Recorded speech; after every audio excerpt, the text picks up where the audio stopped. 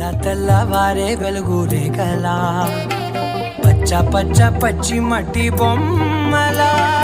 అల్లి బిల్లి వెన్న పాల నురగలా అచ్చ తెలుగు ఇంటి పూల కొమ్మలా దేవదేవుడే పంపగా ఇలా దేవతే మా ఇంట అడుగే పెట్టెనంట బ్రహ్మ కళ్ళలో కాతులే మా అమ్మలా మా కోసం మళ్ళీ లాలి పాడే